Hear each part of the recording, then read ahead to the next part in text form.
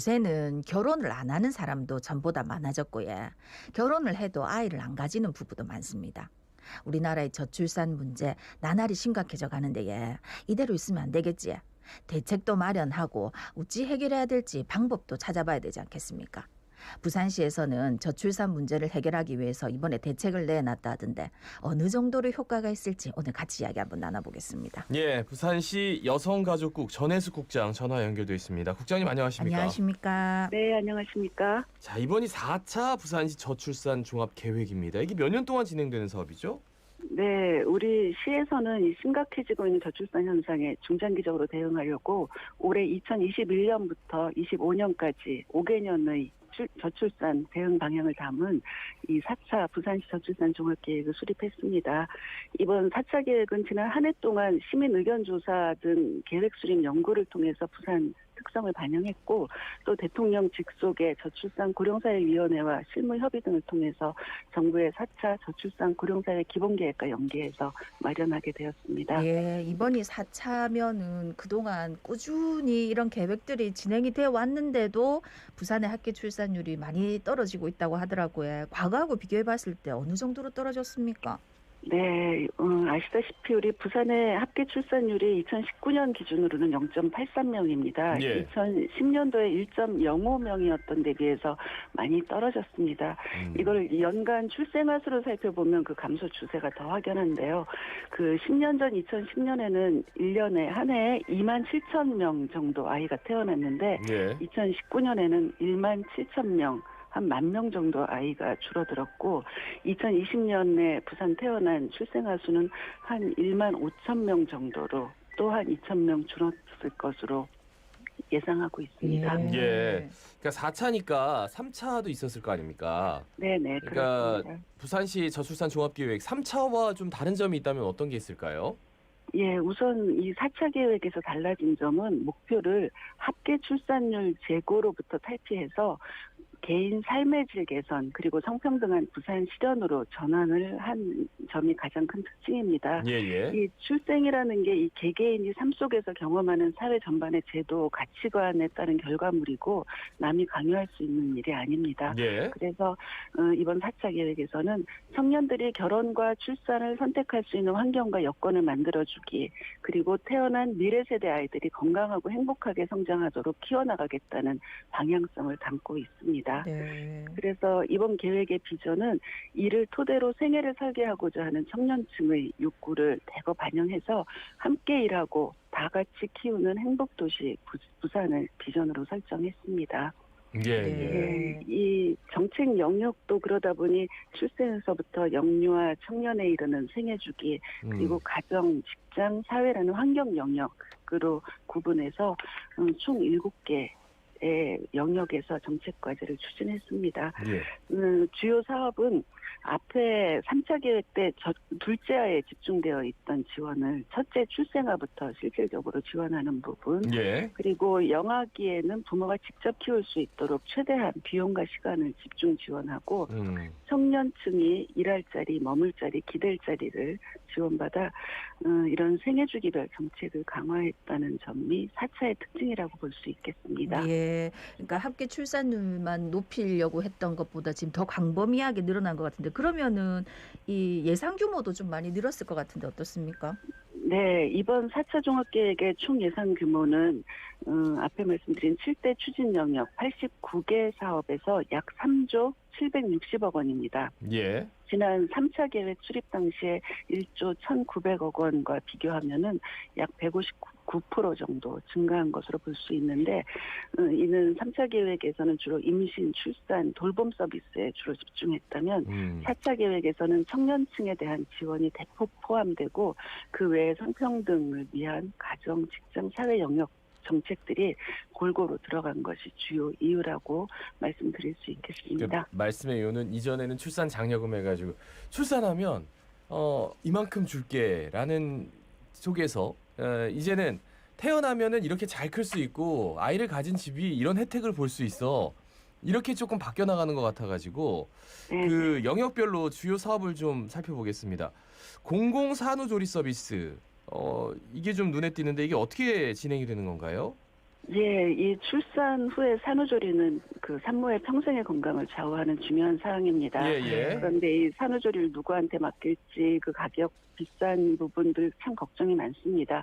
이 공공산후조리 서비스는 산모 신생아 건강관리사를 양성해서 산모 가정으로 파견해서 건강관리 정보 제공 그리고 가사활동을 지원하는 서비스입니다. 예. 현재 우리 시에서는 둘째 아이 이상 출산 가정에 대해서는 소득과 무관하게 지원이 되고 있습니다만 첫째 아이 출산 가정의 경우는 특수한 경우를 제외하면 기준 중위소득 120% 이하의 경우만 혜택을 받고 있습니다. 예. 그래서 앞으로 모든 산모와 신생아가 이 사업 혜택을 받을 수 있도록 대상을 단계적으로 확대해서 2024년부터는 모든 출산 가정이 소득과 관계없이 서비스를 받을 수 있도록 추진할 계획입니다. 예, 예.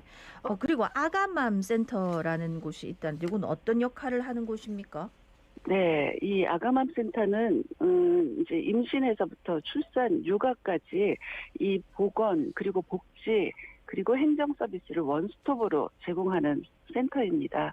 16개 보건소에 설치해서 가장 접근성도 높이고 예, 예. 또 맞춤형 보건의료 서비스를 확대하고 또 여러 기관에 있는 다양한 서비스를 일원화하는 체계인데요. 현재 7개국 보건소에서 운영하고 있습니다만 25년까지는 16개 구군으로 확대하고 기능도 체계를 더 강화할 예정입니다. 예.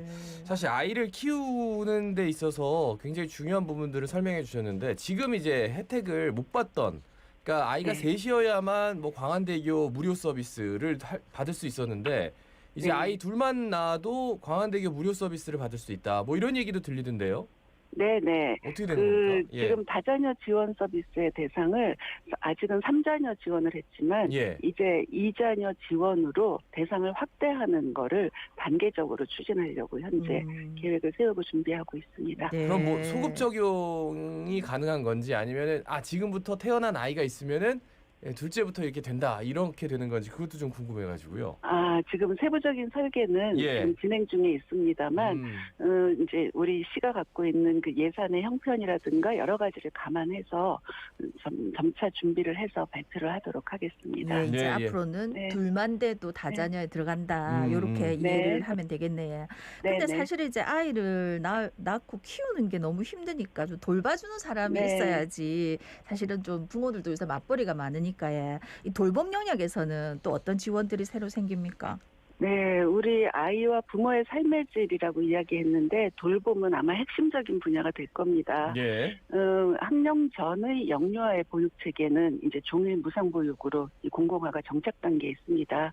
그래서 지난해 코로나19 확산에도 영유아 긴급 보육에는 흔들림이 없이 잘 진행이 됐다고 보고요. 예. 이번 4차 계획에서는 아동 돌봄의 사각지대를 줄이기 위한 부산형 아이돌봄 생태계를 구축할 계획입니다. 예. 현재 우리 부산에 28개소 있는 다함께 돌봄센터를 내년까지는 75개소 늘리고 또 초등 돌봄과 연계하고 209개소의 지역 아동센터 등의 돌봄기관 사이에 빈틈을 메워서 거점형 돌봄센터를 운영하고 돌봄 포털도 구축해서 추진하려고 합니다.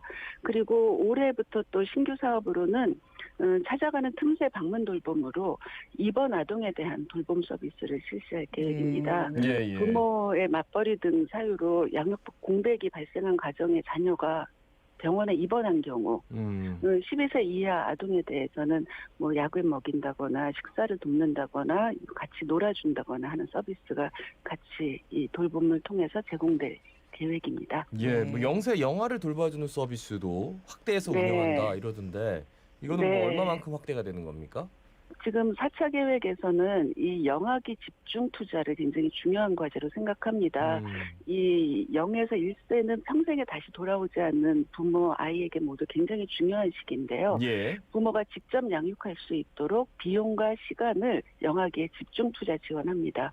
그래서 현재 시행하고 있는 둘째 이후 자녀 출산 지원금 등 비용 지원은 올해까지 시행하고 내년부터는 정부 계획과 연계해서 첫째부터 모든 아이에 대한 출생 시 200만 원 지급 그리고 2022년 출생아부터는 0, 1세 영아에 대한 월 30만 원 영아수당 지원을 예. 하게 됩니다. 그리고 기존의 가정 양육수당이 영아 시기에는 15에서 20만 원 받았는데 이 부분을 2025년까지는 월 50만 원씩 24개월 지원하는 내용으로 해서 돌봄 서비스를 이용하거나 혹은 직접 육아를 하거나 네. 선택해서 사용할 수 있도록 합니다.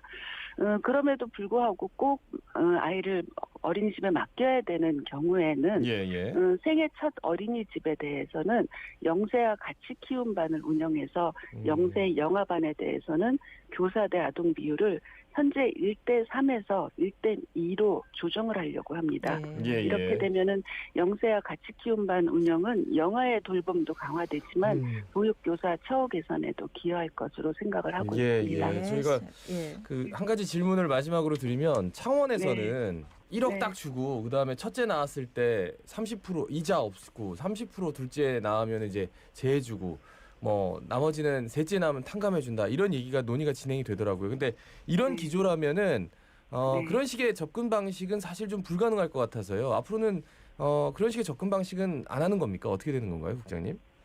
저희가 이제 청년에 대한 뭐 신혼부부, 청년들이 앞에 말씀드린 머물 자리 뭐 이런 주거에 대한 지원은 또 별도 대책들을 마련하고 현재도 신혼부부에 대해서는 융자 지원도 하고 있습니다만은 이 주거에 대한 지원과 또 영아의 지원은 또 별개의 영역으로 또 계속 또 사업을 발굴해서 추진해 나갈 예정입니다. 예, 말씀 여기까지 듣겠습니다. 고맙습니다. 고맙습니다. 네, 감사합니다. 예, 부산시 여성가족국 전혜숙 국장이었습니다. 지금 여러분은 부산